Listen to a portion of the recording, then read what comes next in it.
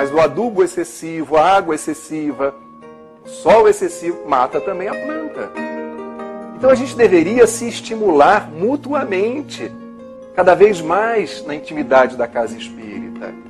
Hoje nós vamos conversar um pouco em torno do tema Centro Espírita. O que o Centro Espírita nos enseja como possibilidade de crescimento, de revisão dos nossos conceitos, dos nossos valores, das nossas posturas. O que a atuação nossa numa casa espírita pode nos oferecer como possibilidade de evolução, no sentido de criar novos laços, dilatar os laços da família consanguínea para a família espiritual. Enfim, é mais ou menos por aí que a gente vai caminhar. Lembrando que Allan Kardec, ele tinha 4 grandes objetivos. O primeiro deles era estabelecer as bases da codificação.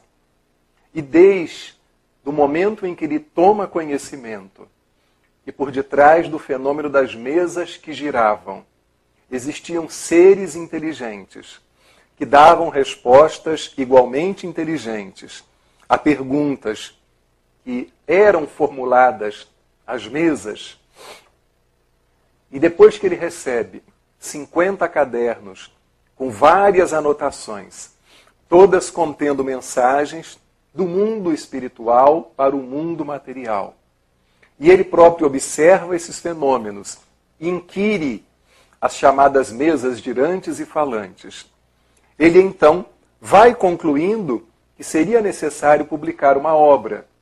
E ele o faz. No ano de 1857, nós temos publicada, editada, a primeira obra espírita do mundo, que foi o Livro dos Espíritos. E ele vai fazer isso até o ano de 1869, quando ele desencarna. Mas a codificação estará estabelecida de O Livro dos Espíritos até o livro A Gênese, publicado em 1868. Também desdobrará inúmeros temas nas inúmeras páginas da Revista Espírita, que ele publica de 1858 até o ano em que ele desencarna, 1869. Então, as bases da codificação foram lançadas. O segundo grande objetivo do codificador era criar um periódico que noticiasse, que trouxesse informes sobre o movimento espírita nascente, aonde ele pudesse responder cartas, analisar obras que tivessem ou não relação com a proposta espírita. Então ele cria a Revista Espírita. O terceiro grande objetivo foi percorrer os centros espíritas franceses, as casas que fizeram parte do espiritismo nascente. E ele vai nos informar, na obra Viagem Espírita de 1862, e nós temos 2 traduções, uma de Wallace Leal Rodrigues, já desencarnado, companheiro de São Paulo, e outra de Evandro Noleto Bezerra, através da Federação Espírita Brasileira. Ele vai informar que quando ele ia àquelas primeiras casas do movimento espírita nascente, o codificador não tinha por objetivo exclusivamente ensinar. Para ele, essas visitas eram uma via de mão dupla. Ele ensinava e ele aprendia. Ele falava e ele ouvia. E fazia questão de circular, e ele fará 5 grandes viagens pela França e arredores, chegará a outros países também, sempre nesse intuito da troca, da permuta.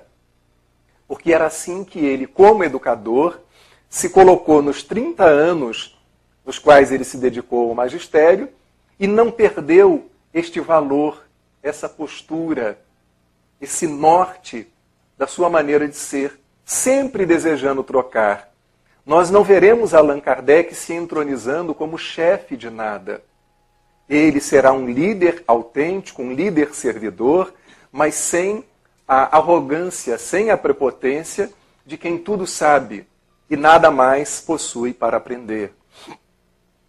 E o quarto e último ponto que Kardec estabelece como grande objetivo foi criar uma instituição espírita. E ele o faz no ano de 1858, quando cria a Sociedade Parisiense de Estudos Espíritas. Era uma sociedade diferente do centro que hoje frequentamos. Não tinha a mesma estrutura de departamentos. Não tinha necessariamente um trabalho voltado para crianças, para jovens. Era uma sociedade voltada para o estudo dos fenômenos espíritas, da mediunidade. E normalmente eram assim que as reuniões aconteciam, com evocações, com comunicações e também com algum estudo, tendo em vista que quando a sociedade é criada em 1858, só existia publicado o Livro dos Espíritos.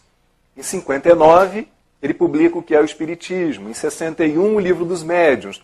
Na medida em que a codificação foi aparecendo, novas obras puderam ser estudadas na intimidade da Sociedade Parisiense de Estudos Espíritas. Quando ressaltamos a importância de manter a nossa fidelidade a Allan Kardec, não estamos colocando Allan Kardec num andor, nem num altar de procissão. Não estamos fazendo reverência para São Allan Kardec, mesmo porque não temos santos dentro do Espiritismo. Nós passamos a nos enxergar médiuns, escritores, palestrantes, dirigentes, todos como figuras humanas. Se somos ídolos com pés de barro. E quando alguém me faz um elogio, eu digo, pergunta para minha esposa. Porque ninguém melhor do que a esposa, o marido e os filhos para saberem exatamente quem somos. Né? Porque é muito fácil, fora do ambiente familiar, sermos figuras agradáveis, polidas, figuras que são enaltecidas, são muito bem-vindas aqui e ali, mas no lar é que efetivamente a gente mostra as nossas garras e tiramos as nossas máscaras. Kardec cria a Sociedade Parisiense. E lembrando esse primeiro centro espírita do mundo, embora ele afirme na introdução de O Evangelho segundo o Espiritismo, que completa este ano 150 anos, ter recebido comunicações de mais de 1000 centros espíritas, entendemos que essa era uma referência a centros espiritualistas, a espaços onde a prática mediúnica ocorria. Porque não daria para ele receber comunicações de mais de 1000 centros espíritas, tendo em vista que o primeiro centro espírita foi ele quem criou. Então ficamos a imaginar que eram lares, pequenos grupos, aonde se dava o intercâmbio entre os dois planos. Ok? Pensando na estrutura de um centro espírita e nas relações que se dão na sua intimidade, nós preparamos o tema ressaltando principalmente a necessidade do acolhimento. Nossa casa espírita é uma casa acolhedora? Nós, enquanto espíritas, somos figuras acolhedoras? Nos sentimos acolhidos aqui ou em qualquer casa espírita onde a gente chega? Nós vamos pedir para o César já colocar aqui o arquivo, por favor. Já está aqui. Ok, obrigado. Nós nos sentimos acolhidos? Vir ao centro espírita é um prazer ou é apenas uma obrigação? Há quem transforme as tarefas espíritas num fardo. As nossas tarefas do passe, da coordenação do ESD, da mocidade, da infância, como nós encaramos as nossas tarefas? A tarefa mediúnica, a tarefa do atendimento fraterno. O que é isso para nós? É uma chance da gente entrar triunfante em nosso lar? Não irmos parar no umbral? Estamos fazendo uma barganha com os espíritos? Ou efetivamente a gente encontra prazer nessas tarefas? Há um amigo que diz que nós temos 3 grandes momentos na nossa relação com a doutrina espírita. Primeiro, a gente entra para a doutrina.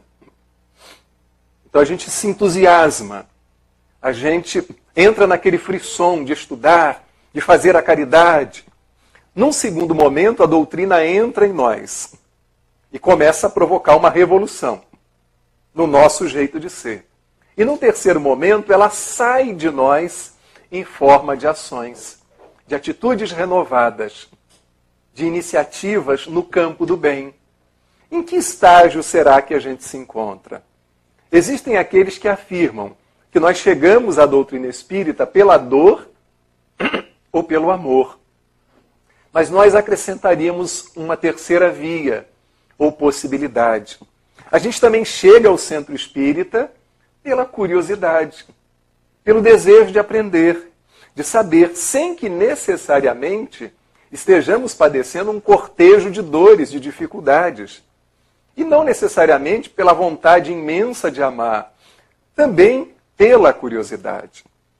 Então, pensando na questão do acolhimento, vamos ver aqui uma frase de Walter Barcelos, espírita mineiro. E Walter, no livro Aprendendo, Amando e Servindo, diz pra gente: quem chega à casa espírita pedindo apoio não é mais um elemento, nem mais um adepto, nem mais um paciente, nem mais um doente, nem mais um cliente, tampouco um contribuinte financeiro, nem mais uma pessoa pobre. É especialmente e, acima de tudo, um irmão que Jesus enviou aos nossos corações, esperando a migalha do amor. É assim que nós vemos alguém que entra porta dentro. Nós enxergamos um irmão que Jesus está enviando? Enxergamos um problema? Uma criatura difícil? Como será que se dão as nossas relações dentro do centro espírita? Claro que existe uma hierarquia para o centro espírita funcionar. Como se diz, não é uma casa da mãe Joana. No bom sentido, talvez a casa da mãe Joana seja o Centro Espírita Caminho da Redenção, na Bahia. Lembrando do Espírito Joana de Ângeles, que manda mensagens através de Valdo Franco. Mas no sentido popular da expressão, não. Existe uma hierarquia. Em qualquer espaço ou qualquer instituição onde a gente vá, a gente tem que obedecer às regras. E as regras na casa espírita muitas vezes são muito fluidas, são muito tranquilas, não exige que ninguém se violente. E a gente recebe tanto que se torna muito fácil se adaptar a essas regras. Porque se vamos a um baile, se vamos a um teatro, a um concerto, se vamos dirigir, se estamos numa universidade, na empresa onde laboramos, existem regras e a gente tem que se adequar. Por que no centro espírita não existiriam normas? Às vezes nós encontramos pessoas que chegam e querem mudar tudo. São as chamadas aves de arribação. Promovem um auê tremendo, sugerem milhões de novidades. E quando a gente então convida esses companheiros para o trabalho, cadê eles? Já foram em busca de um outro pouso, de um outro lugar, levando as mesmas sugestões, as mesmas insatisfações, as mesmas inquietudes. A melhor maneira da gente demonstrar o quanto a gente está envolvido, comprometido, é se vincular a um grupo de estudo. E deixar que o tempo faça com que a nossa credencial seja o nosso próprio empenho, a regularidade com que a gente vem à casa. Há companheiros desavisados que muitas das vezes entram no centro e querem se tornar dirigente de um departamento. Depois sonham em tornarem-se presidentes da casa. Depois querem a presidência do movimento federativo. Querem fazer uma carreira. Isso é uma ilusão, é uma ingenuidade. Se as oportunidades forem aparecendo e entendermos que temos aptidão, não há problema algum. Mas fazer disso uma meta... Então eu quero primeiro falar no centro, daqui a pouco eu quero falar em todos os centros, agora eu quero falar no Estado, agora eu quero ser um expositor internacional. Então a minha preocupação pode não estar sendo divulgar a doutrina, mas divulgar a minha própria pessoa. Isso é uma projeção do ego, é um carreirismo.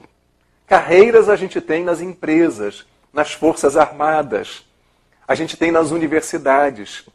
Mas no centro espírita a carreira é a do bem. A gente vai tirar o chapéu para quem mais serve, para quem mais perdoa, para quem mais compreende.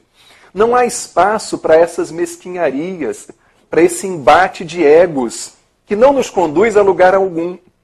E só denota as trevas, as imperfeições e as limitações que carregamos no íntimo do nosso coração.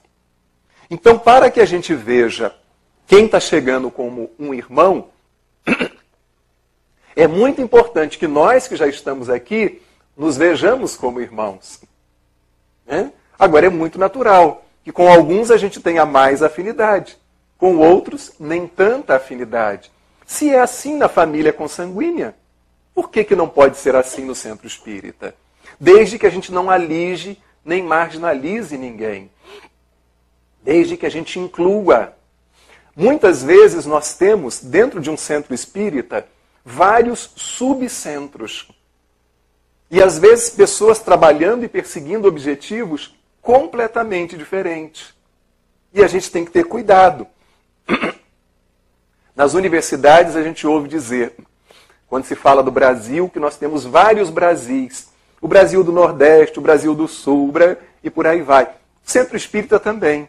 E quanto mais ele cresce, mais subcentros vão aparecendo. E a gente tem que criar vias de acesso entre os diferentes grupos, sem perder de vista a unidade. E já sabemos que a nossa casa espírita não tem que ser igual, idêntica a nenhuma outra. Ela pode e deve ter a sua singularidade. Mas que a gente não se sinta fazendo um trabalho melhor do que os outros, e nem pior, apenas diferente. Porque às vezes há centros que competem, como existem espíritas que competem, demonstrando que aprenderam muito pouco do espiritismo. O que é acolher? Vamos lá. É um verbo, né?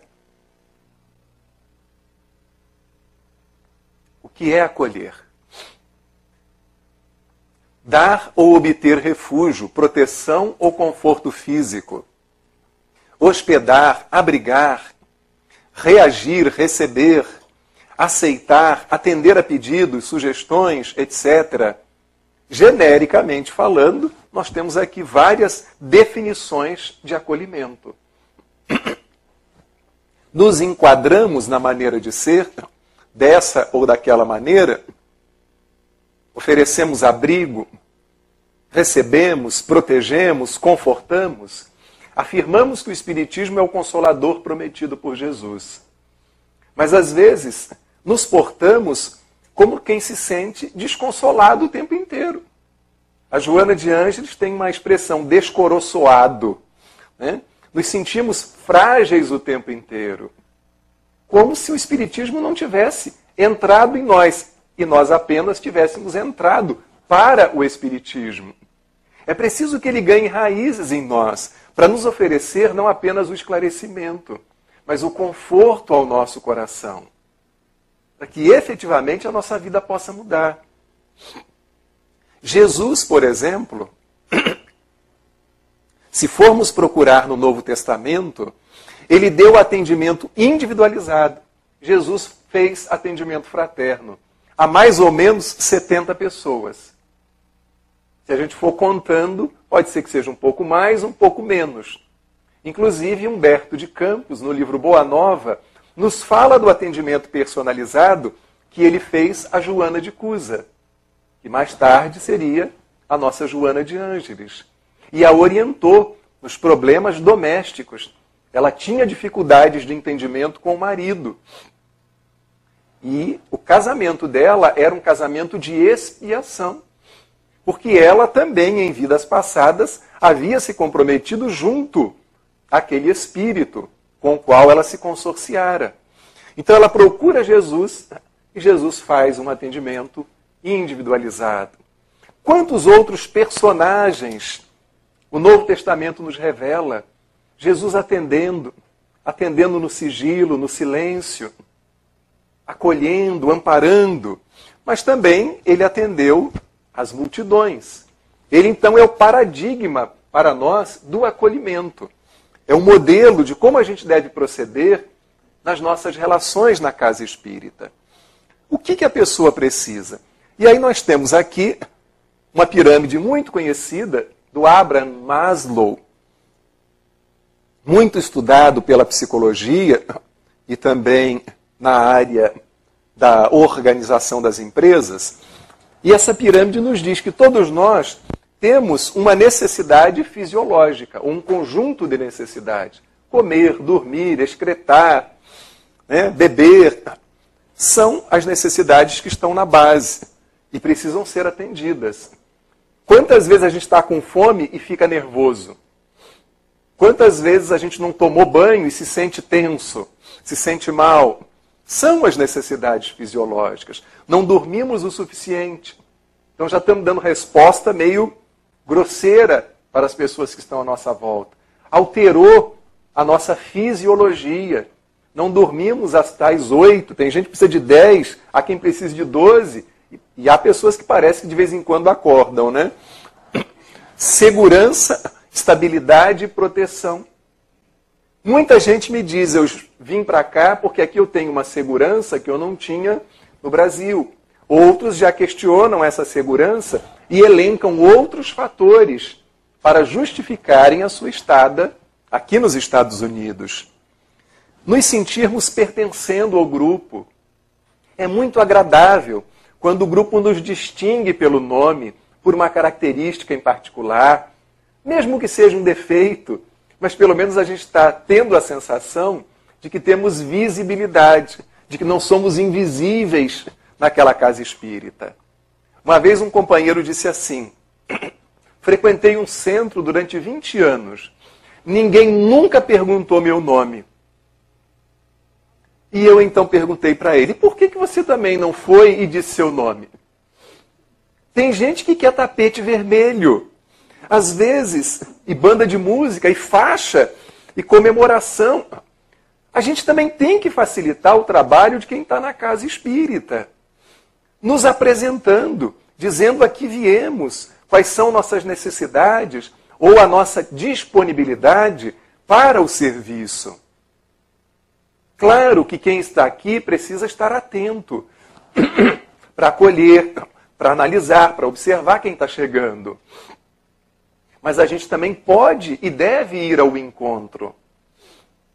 Tem um colega que todas as vezes que a gente perguntava para ele como é que você está, ele dizia, ótimo, muito melhor do que mereço. E enchia a boca para falar. Então ele ficou doente. E ficou 2 a 3 semanas sem ir à casa espírita. Depois que ele ficou bom, ele voltou, como se diz no popular, cuspindo marimbondo. Criticando todo mundo, porque ninguém o visitou, porque ninguém ligou para ele, porque todo mundo na casa espírita não é verdadeiro, há muita falsidade. Falei, mas todas as vezes que a gente pergunta para você como você está, você diz tudo ótimo, estou melhor do que mereço. Então a gente imaginou que você estivesse muito bem. Porque você nunca está mal, você nunca tem uma dor de cabeça. Você é o super espírita. É o espiritão. E às vezes há pessoas que são assim. Desenvolvem uma imagem tal e querem projetar uma imagem de que estão acima do bem e do mal. Nunca tem problemas. E quem de nós não se depara com questões para serem resolvidas no dia a dia da nossa existência? Quem de nós já atingiu uma posição de estar incólume a problemas financeiros, a rusgas no âmbito familiar, a dificuldades no trabalho? Quem de nós já alcançou o perfeito equilíbrio emocional?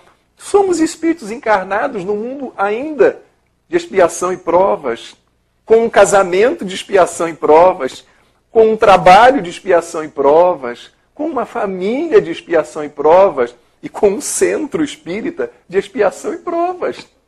Então não dá para a gente buscar a perfeição. Quem busca a perfeição encontra solidão. O sujeito vivia procurando a mulher perfeita. Todos os amigos se casaram.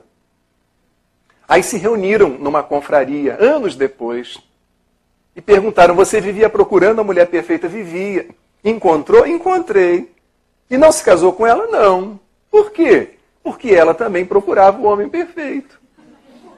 Então, se a gente for procurar a perfeição, a gente não para em centro espírita nenhum, em casamento algum, em emprego algum. E depois elegemos sempre um bode expiatório. Ninguém nos compreende, ninguém nos ama, ninguém se põe no nosso lugar. O mundo é hostil. E somos uma eterna vítima do destino. É uma postura equivocada, imatura. Joana de Ângeles, espírito, afirma no livro Psicologia da Gratidão: desejar uma existência física risonha o tempo inteiro é sinal de imaturidade psicológica. É um estado de infância transferido para a vida adulta. Será que somos assim? Queremos sempre que haja sol, queremos sempre que sobre dinheiro, que estejamos vendendo saúde. Se a impermanência é uma das marcas da vida, não há como congelar os momentos felizes. Necessitamos da estima dos outros e nos estimarmos. Isso tudo vai nos conduzindo à autorrealização. E há quem diga que o Maslow projetou ainda um trechinho acima a necessidade de autotranscendência, a necessidade de nos conectarmos às coisas do espírito, às coisas da alma. Como acolher? Observando. Uma senhora chegou uma vez na nossa casa espírita e a dirigente do departamento assistencial, e vocês sabem muito bem qual é a realidade socioeconômica do Brasil, e a senhora estava lá e a dirigente chegou, olha, aguarda um pouquinho que eu já venho lhe atender. Desenrolou o que estava lá enrolado e daqui a pouco vem ela com uma cesta básica. E a senhora disse assim, é para mim? É. A senhora não veio buscar uma cesta básica? Não. Ué, o que a senhora então deseja? É que me disseram que aqui poderiam me orientar como tirar a certidão de nascimento do meu neto. Mas alguém olhou, tirou uma fotografia, está vestido com simplicidade, é carente, está com fome, vou dar alimento para a criatura. Sem sequer ouvir, indagar, perguntar qual era a necessidade da criatura. Assim somos nós, tiramos conclusões apressadas e achamos que estamos cheios de razão. Por isso o Centro Espírita é uma escola, onde a gente se dá conta dos nossos equívocos, das nossas mancadas, e paramos para perceber que precisamos promover uma revisão de conceitos. O Centro Espírita, ele é excelente, especialmente para quem trabalha nele. Porque nesse envolvimento, a gente é convidado a superar as próprias limitações, a conviver com as diferenças. E como nem todo mundo é agradável ou está envolvido e empenhado no mesmo movimento, a gente acaba convivendo também na casa espírita com irmãos desgastantes, com irmãos doentes. É natural. Isso quando não são as nossas próprias doenças e limitações que interferem nos relacionamentos. Ouvir com paciência. E como é importante ouvir? Há pessoas que não param de falar, mas essas pessoas continuam morando lá no Brasil. Eu tenho certeza que as que vieram para cá, todas sabem o momento certo de falar e de ouvir. Não param. A gente tem que esperar a criatura respirar para poder entrar. Emendam um assunto no outro. Não sei se vocês conhecem pessoas assim. Você fica tonto, porque é uma diversidade de assuntos e nem sempre perguntam qual é a nossa opinião. Saem falando, feito uma matraca. E eu fico pensando, que fôlego! Se essa pessoa fosse um maratonista, praticasse esporte, ia ser um campeão ou uma campeã. Normalmente, a pessoa está falando e o nosso pensamento está em outro lugar. E daqui a pouco a gente fala a mesma coisa que ela acabou de falar. Nós não dialogamos, nós monologamos. O marido fala de futebol, a mulher fala de novela. Ela está falando dos filhos, ele está falando do trabalho. Quando dialogar é como um crochê, um tricô. Um ponto tem que estar ligado no outro. A gente pode mudar de assunto. Não há problema quanto a isso. Mas desde que a gente esteja conversando sobre o mesmo assunto. Então a gente tem monólogos paralelos e muito pouco diálogo. Porque muitos queremos falar, mas são poucos os que desejam ouvir. Paciência, saber esperar, a não ser que a criatura seja dessas, às quais nos referimos aqui. Aí a gente tem que dar uma cortada básica, porque senão não vai dar. A noite não vai acabar e a criatura vai estar com a história dela. Né? Ter empatia, capacidade de nos pôr no lugar do outro. Jesus tinha empatia. Essas figuras, esses vultos que elegemos como nossas referências, Divaldo, Chico, Dona Ivone do Amaral Pereira e tantos outros, o próprio codificador tinham empatia. A gente não precisa ter a empatia deles, mas que a gente tenha alguma empatia, né? Para tentar se imaginar no lugar do outro. O que o outro está sentindo? E às vezes, já tendo vivido o mesmo problema, fica um pouquinho mais fácil. Perceber a singularidade de cada pessoa. Ouvirmos, observarmos com afetividade. Na hora da gente criticar, a gente é tão pródigo, a gente fala, a gente é duro, mas na hora da gente dizer que gosta, a gente é econômico. Aí a pessoa desencarna, eu gostava tanto dele, que pessoa maravilhosa, mas nunca disse para ela. Né? Porque vai ficar vaidoso ou vaidosa. A planta precisa de adubo, precisa de sol, precisa de água, para ela poder viver. Mas o adubo excessivo, a água excessiva, o sol excessivo, mata também a planta. Então a gente deveria se estimular mutuamente, cada vez mais na intimidade da casa espírita. Porque se a gente gosta de um elogio sincero, eu tenho uma amiga alagoana que ela diz que certos elogios são folhas que se põem no nariz. É uma expressão regional. Né? É um incensamento desnecessário. Eu prefiro uma pessoa vaidosa que produza do que um humilde de braços cruzados. Porque a vaidosa que produz vai ter tempo para a ficha cair e tirar essa máscara e perceber a inutilidade de toda esta vaidade. Agora, o humilde que não faz nada para ninguém, de que vale tanta humildade? Então, a gente tem que tentar um equilíbrio nessa história. O centro espírita é um espaço para a gente melhorar as nossas relações afetivas. Há pessoas que são um doce no centro espírita, mas são verdadeiros tiranos em casa. Bom, é ruim para quem está convivendo com ele lá. Mas que bom que, pelo menos aqui, ele já está dando os primeiros passos para ser um pouco mais sensível, um pouco mais suave. Há pessoas que, se pudessem, mudariam para dentro de um centro espírita. De mala e cuia. Porque a vibração, porque todo mundo se quer bem, porque a minha verdadeira família está aqui. Mas, como não existe o acaso e estamos no lugar certo, com as pessoas certas, no momento certo para o nosso crescimento, a gente tem que tentar levar esse clima de reino dos céus, né, lá para a nossa casa, para a nossa relação conjugal, para a criação dos filhos. E, dentro do possível, tentar trazer os familiares para cá, na medida em que eles se mostrem abertos para isso. Sermos autênticos. Às vezes eu vejo pessoas que vão fazer a prece e elas quase choram na hora da prece. Ou então vão fazer uma palestra e mudam completamente o jeito de ser. Claro, se essa pessoa tem uma mediunidade ostensiva, ela pode estar sob uma influência benfazeja, benéfica, natural que algumas alterações se processem. Mas às vezes a criatura se torna outra.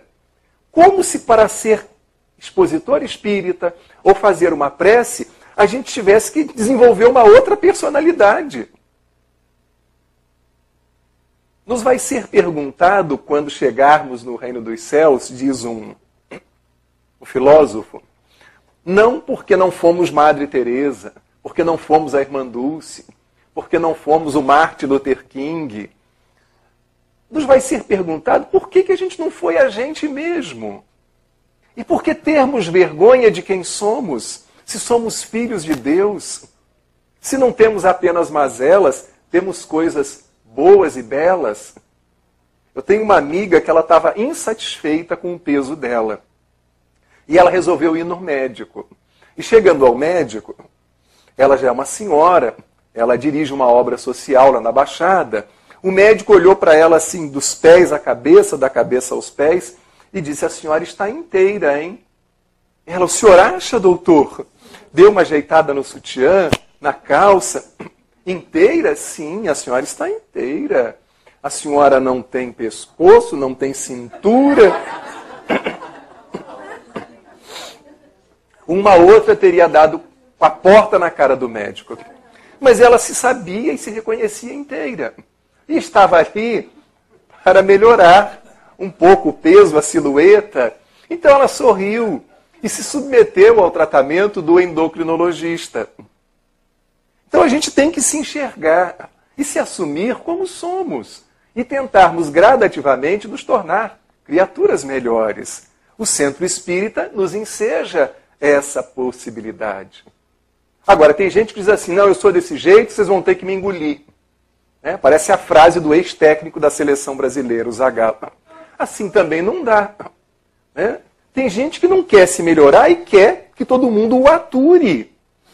Aí fica difícil. Porque já bastam os obsessores que a gente tem que doutrinar. Agora, ficar doutrinando obsessor encarnado é mais complicado. Nós vamos ter também no Centro Espírita relações de transferência e contra-transferência. O que é isso? Às vezes vamos enxergar no ou na dirigente a nossa mãe, embora saibamos que ela não seja. Vamos enxergar naquela figura mais idosa o nosso pai, ou naquela criança mais difícil da evangelização, um filho, um sobrinho. Não há problema em relação a isso. Isso no bom sentido, porque na contra-transferência pode acontecer também de nós não enxergarmos figuras agradáveis, figuras com as quais temos dificuldades. Isso tudo a gente precisa conviver e resolver. Aconselhar é diferente de dar conselho. O aconselhar é apresentar o self-service e deixar que a pessoa se sirva. Apresentar alternativas e deixar que ela faça uma escolha, porque é ela quem tem que decidir. Se vai continuar casada, se vai se separar, se vai voltar para o Brasil, se vai continuar na Flórida, se vai assumir sua homossexualidade, ou se vai continuar no armário, se vai mudar de centro, ou se vai permanecer, se a questão dela é mediúnica ou é clínica. Dar conselho é sermos diretivos. Faça isso. Isso a gente diz para os nossos filhos. Ou no caso de um suicídio, no caso de um aborto, a nossa intervenção precisa ser mais diretiva. Fora disso, temos que respeitar a liberdade de escolha. Porque até Deus respeita a nossa. Agora, é suicídio, é aborto, a gente tem que intervir. Diz o teólogo Leonardo Boff: o cuidado somente surge quando a existência de alguém tem importância para mim. Passo, então, a dedicar-me a ele. Disponho-me a participar de seu destino, de suas buscas, de seus sofrimentos e de seus sucessos, enfim, de sua vida. Nós nos cuidamos uns aos outros na casa espírita? Ligamos quando alguém falta? Nos interessamos pela vida do outro? Ou nos interessamos apenas quando o outro está aqui? Por mais corrida que seja a nossa existência, sempre podemos intercambiar ideias, sondar para saber como fulano está, como é que o filho melhorou, a mãezinha melhorou, aquilo que te preocupava lá no Brasil, você já se aquietou. É uma forma da gente demonstrar carinho pelas pessoas que convivem conosco. Porque senão fica uma relação meramente laboral. E nós caímos no ativismo espírita. Nos tornamos experts em fazer palestras, promover reuniões, receber espíritos, dialogar com o espírito, aplicar passe, vender livro, coordenar estudo. Mas o coração vai entrando no automatismo. E aquilo vai virando uma rotina. E daqui a pouco a gente está até se cansando daquilo e querendo tirar férias do centro espírita. E está dizendo assim, de novo evangelização, de novo o estudo sistematizado. Ai, de novo tem que ir para lá dar passe. Se torna um fardo e deixa de ser um prazer. Qual é a nossa melhor parte na casa espírita? O que a gente gosta de fazer? Ah, eu gosto de recepcionar as pessoas. Não, eu gosto de fazer o atendimento fraterno. Não, eu gosto de fazer a palestra. Não, eu gosto das tarefas anônimas, que não tem publicidade, que eu não apareça. Escolhamos a nossa melhor parte, assim como na passagem de Marta e Maria. Cada uma escolheu a sua parte. Então não nos cabe reclamar de quem faz outra coisa, se a nossa escolha recaiu naquilo para o que temos aptidão. A pergunta de Kardec: qual o meio mais eficiente de combater-se o predomínio da natureza corpórea? Já que muitas das vezes o nosso apego, as nossas ilusões, dificultam a gente ter essa percepção mais plena, mais clara de como agir e interagir no centro espírita. Então, como a gente pode nos livrar dessas ilusões? Praticando a abnegação. Bom, mas o que é a abnegação? Dedicar-se com desprendimento, renúncia ou sacrifício. Somos abnegados no âmbito familiar? Somos abnegados na casa espírita? Temos desprendimento? Ou estamos, para repetir, buscando um lugar cativo em nosso lar ou numa colônia espiritual? Diz Emmanuel no livro Pão Nosso que o anseio de morrer para ser feliz denota a enfermidade da alma. Essa mesma amiga que faz um trabalho na Baixada Fluminense, boa parte do caminho para a instituição não está asfaltado. Então, quando chove é lama, quando faz sol é poeira. E um amigo nosso foi fazer uma palestra na nossa casa, já um senhor, e na ocasião ela tinha um carro muito velho, a nossa diretora, a nossa presidente, e o carro tinha inclusive alguns rombos no assoalho, e o tapete ficava por cima para tampar. Imaginem o estado desse carro. Então a gente tomava um banho de poeira para ir e um banho de poeira para voltar, sempre que pegávamos carona com ela. E esse amigo então disse: pois é, Terezinha, enquanto no nosso lar existe o aeróbus, você tem o pueróbus. Então, esse é um outro veículo de transporte lá da Baixada Fluminense, o pueróbus. Dedicar-se com desprendimento, renúncia ou sacrifício.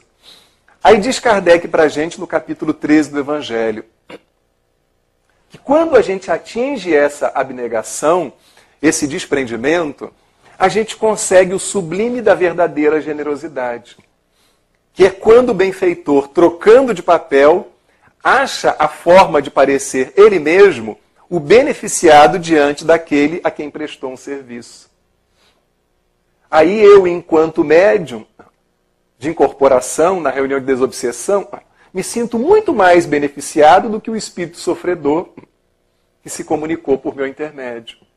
Eu, como dialogador, me sinto muito mais beneficiado, porque ao falar para ele, os meus ouvidos estão mais próximos da minha boca. Eu costumo dizer que a dor dos outros nos sensibiliza, nos humaniza e, às vezes, até nos imuniza, desde que a gente se disponha a conviver com pessoas que estejam necessitando de algo que a gente possa oferecer. Diz Kardec no Livro dos Médiuns, olha que coisa bonita, isso é a nossa missão, todos os que nos dizemos espíritas, quer tenhamos tarefa na casa ou não. Ao verdadeiro espírita, nunca faltará a oportunidade de fazer o bem. Há corações aflitos a aliviar, consolações a dispensar, desesperos a acalmar, reformas morais a operar. Esta é a sua missão. e nela encontrará a verdadeira satisfação. Encontramos satisfação nisso? Na consolação que damos aos aflitos, no alívio que dispensamos a quem se encontra desesperado? Isso nós podemos fazer em qualquer lugar. E às vezes as pessoas precisam de tão pouco. Eu vou sempre andando de casa para o trabalho. E numa ocasião, eu tinha acabado de ler um livro do espírito Amélia Rodrigues, intitulado Há Flores no Caminho. Um título belíssimo. E Amélia Rodrigues foi uma professora baiana, né? E depois, desencarnada, passou a mandar esses livros maravilhosos, ambientados no tempo de Jesus. E eu parei e pensei assim, vou observar no sentido literal, quantos lugares com flores existe da minha casa até o trabalho. Embora Amélia Rodrigues falasse no sentido simbólico, né? Que em qualquer momento, dependendo de onde a gente olhe, do ângulo pelo qual a gente observe nossos problemas, ou a gente vai se deter nos espinhos, ou a gente vai se deter nas flores. Ou mesmo que a gente não consiga esquecer os espinhos, vamos tentar encontrar flores. Mas eu me propus no sentido literal. E eu contei, no espaço de 1,5 km, na Baixada Fluminense, na cidade de Nova Iguaçu, 25 lugares com flores. Falei, meu Deus, meu caminho é abençoado. Tem mais flor do que outra coisa. E os nossos caminhos aqui, não são abençoados também? Qual é o ângulo que a gente foca?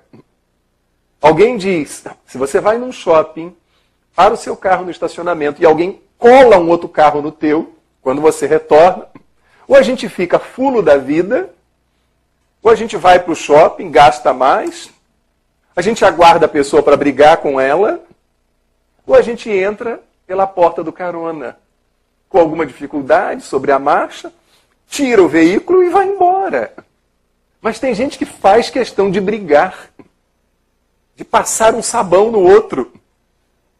E assim a gente vai sofrendo e complicando cada vez mais a nossa vida. Coloco em primeira instância o consolo, que é preciso oferecer aos que sofrem, erguer a coragem dos caídos, arrancar um homem de suas paixões, do desespero, do suicídio, detê-lo talvez no limiar do crime. Nesse mesmo caminho, com 25 lugares, há uma senhora moradora de rua, e ela fica varrendo a rua, e mora sob uma marquise, chama-se Maria. Então, de vez em quando, eu paro, converso um pouquinho com ela. E perguntei outro dia, Maria, quando você faz aniversário? Aí ela falou uma data de outubro. Falei, gostaria de te dar um presente. Você é tão trabalhadora, você fica aí varrendo as ruas, ninguém te paga nada. Não, mas eu gosto. Que presente eu poderia te dar? Ela, não pode ser um presente caro, porque senão vão me roubar. Eu moro na rua. Então, o que é que você gostaria? Ela pensou e me respondeu. Ah, seria maravilhoso se você pudesse me dar 2 bananas. Falei, por que 2? Porque uma eu como e a outra eu posso guardar na minha sacola. Mas se você me der mais do que 2 bananas, vão me roubar ou vai apodrecer. Quantos de nós nos satisfaríamos com 2 bananas? Daí Chico Xavier dizer que é mais feliz quem tem menos necessidades. Uma paciente minha me disse, eu tenho mais de 100 pares de sapato. Eu falei, você é uma centopeia. Para que tanto sapato? Para que tanta bolsa? Algumas bolsas, ok, dependendo da ocasião, não quer repetir, ou vai repetir pouco, mas mais de 100 pares de sapato, Marisa? Com tanta gente descalça nesse mundo, não vai dar tempo, vai desencarnar e vai querer levar sapato para o mundo espiritual, né? Como acolher, gente? Estamos caminhando para o fechamento. Como acolher na reunião pública? Como acolher na reunião mediúnica? um médium que esteja passando por um problema difícil. Como acolher aquele espírito que se comunica e não sabe que desencarnou. Olha, você morreu, hein? A gente não dá notícia de morte para quem está aqui encarnado assim. E tem gente que parece que quer segurar no colarinho do desencarnado e dizer, você morreu, acorda. Sem nenhuma delicadeza, sem nenhuma sutileza.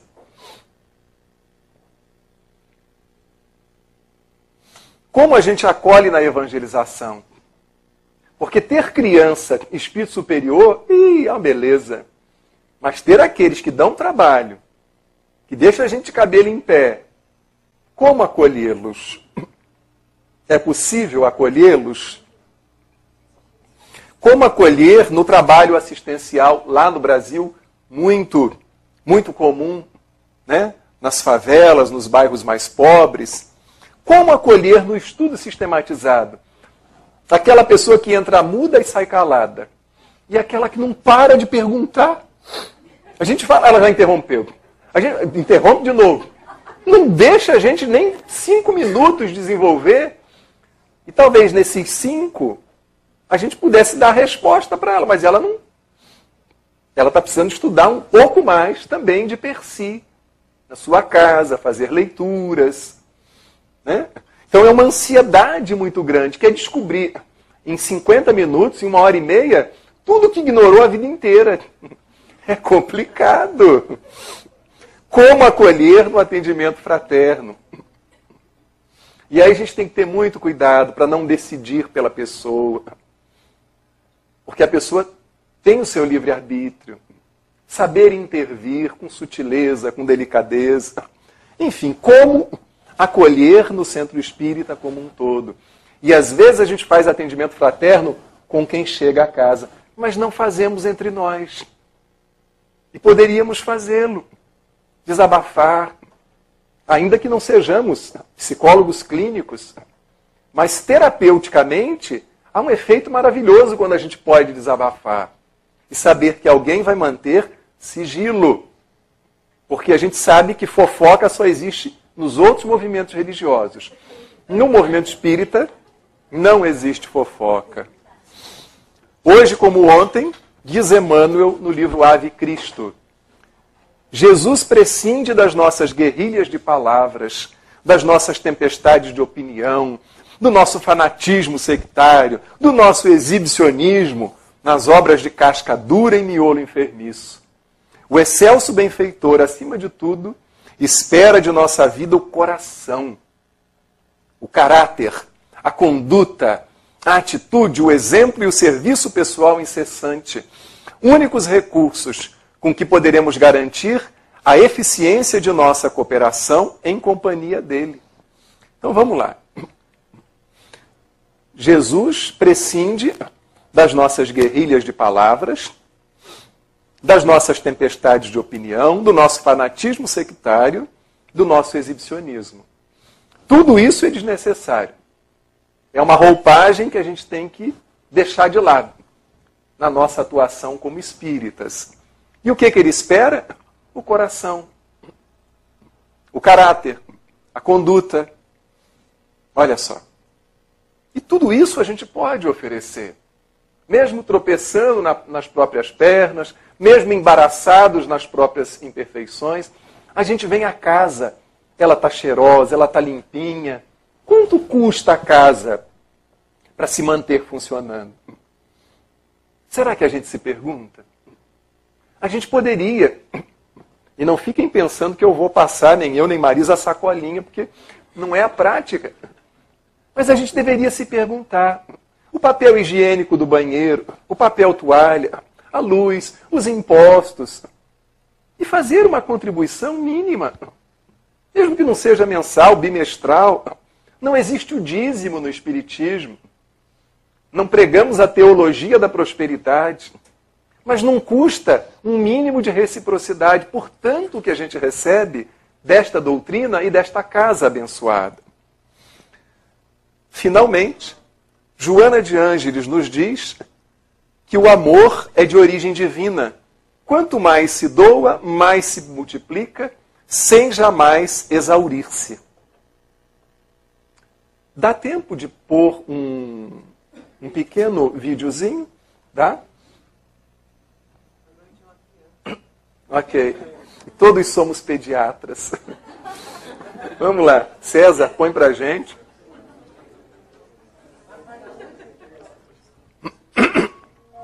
Talvez vocês já conheçam, mas serve como uma reflexão pra gente. Madre Teresa e Diana, a princesa. A princesa Diana foi procurar a Madre Teresa de Calcutá, abrindo-lhe o coração. Falou-lhe de suas angústias, do vazio que sentia no íntimo, muito embora a sua vida de glamour, e confessou-lhe o desejo de fazer parte de sua ordem religiosa.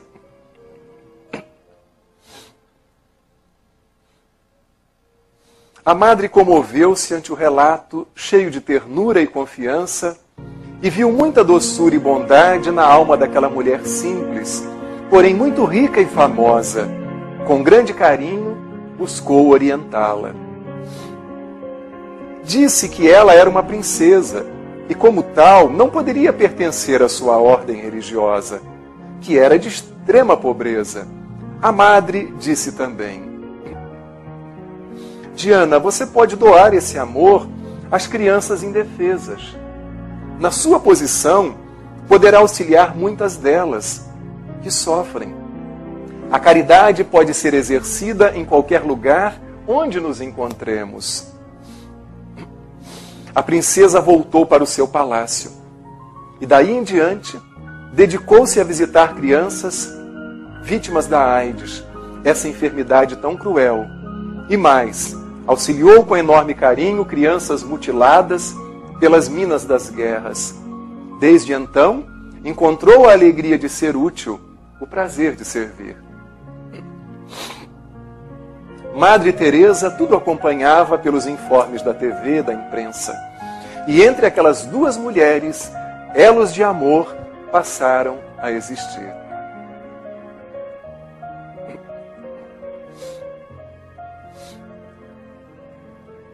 O tempo correu. Alguns meses depois, a princesa, amiga dos sofredores, a Rosa da Inglaterra, como era conhecida, veio a falecer num acidente automobilístico que chocou o mundo.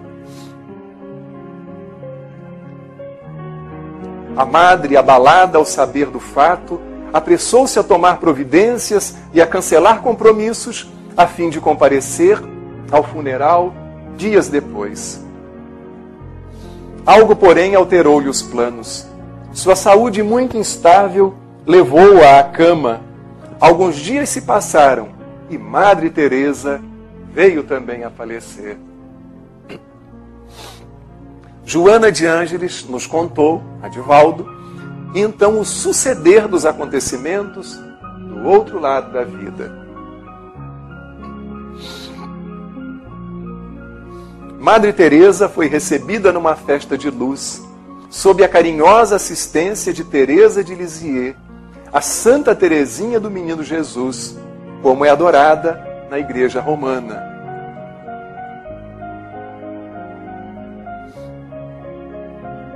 Permaneceu consciente de seu processo desencarnatório, na paz de consciência que sua vida virtuosa lhe fizera por merecer.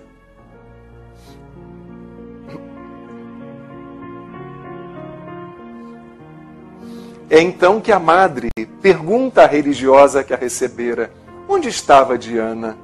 E Teresa de Lisieux lhe conta que a princesa, devido ao choque causado pelo acidente, estava ainda recolhida em refazimento, em recuperação.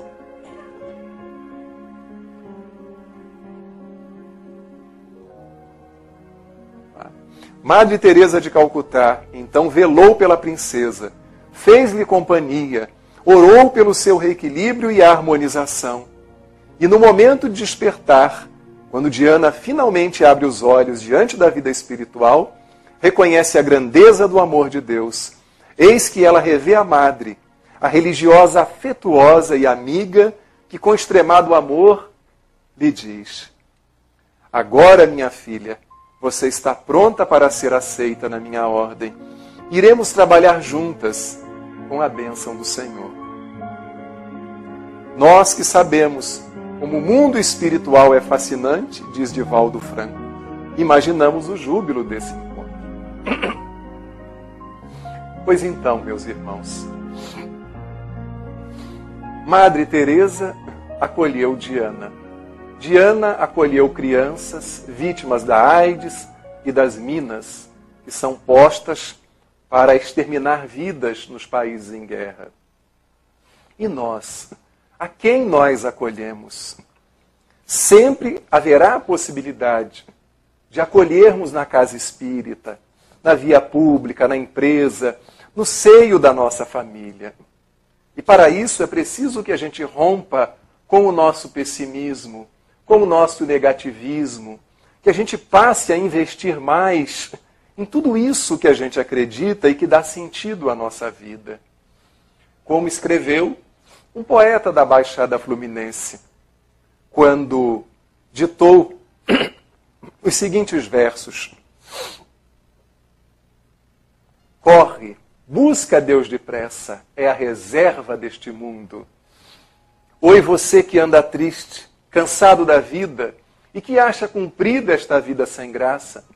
Oi, você que não passa da imagem sofrida, tendo de sobra para dar tanta raça.